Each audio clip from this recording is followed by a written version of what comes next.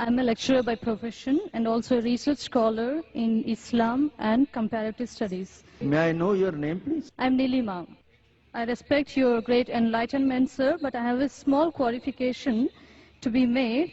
Let us go back to the Bhavishya Purana, Part 3, Khan 3, Adhyay 3, and Slokas 5 to 8.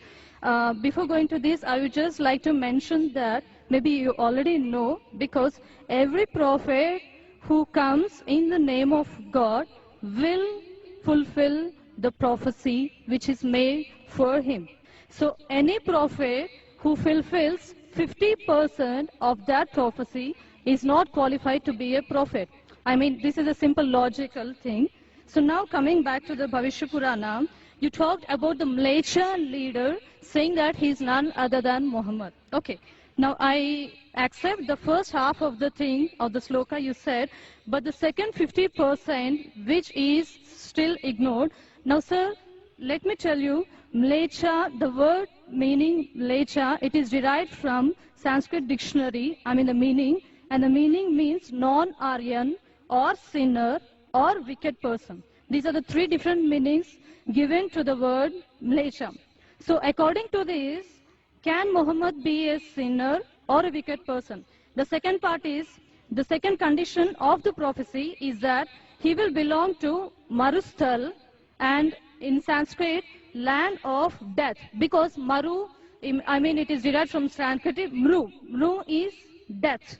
And definitely it does not quoting to the land of Arabia, because it is a barren land or it is a battlefield. And next, coming to the third point of it, this prophecy also mentions that Mleccha leader will take bath in Panchagavya and in river Ganges. And it is a common truth. We know that Ganges means Ganga river, and we all know that Ganga is not in Arabia, but it is in India. It is a universal fact. And coming to the taking bath in Panchagavya, the meaning of Panchagavya is 5 products of cow. And the products of cow is milk, curds, ghee, urine, cow dung. And now sir, coming to this part exclusively, this prophecy must be fulfilled by Muhammad, wherein if you show me at least single reference from Quran, wherein Muhammad has taken bath in either in all these 5 products, that is milk, curds, ghee, urine and cow dung, I am ready to accept Islam today. Thank you, sir. Sister has rightly said that if the prophecy that you give, if more than 50% is not fulfilled, then the prophecy is wrong. I agree with you, sister. I agree with you.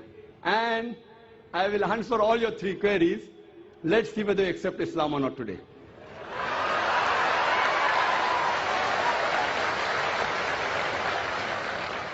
That's a different thing, that you may not agree with the truth.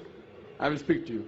I agree with you. Mleccha, I agree with you, all your 3 definitions. Mleccha, one of the meaning is non-Aryan, meaning a foreigner.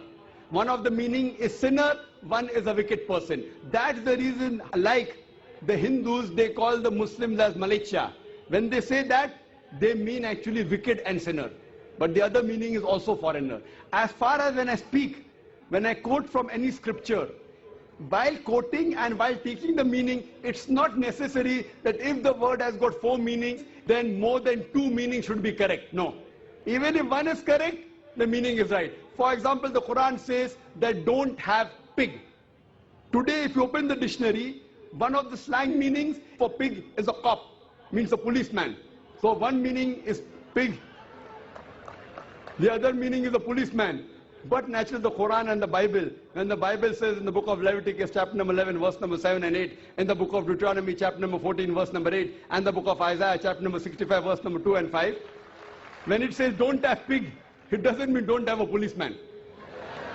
If you are a student of comparative religion, if there are 10 meanings, even if one is correct, you have to choose the right one. 2 may be correct, 3 may be correct, all 10 may be correct. But even if one is correct out of 10, it can fulfill the prophecy.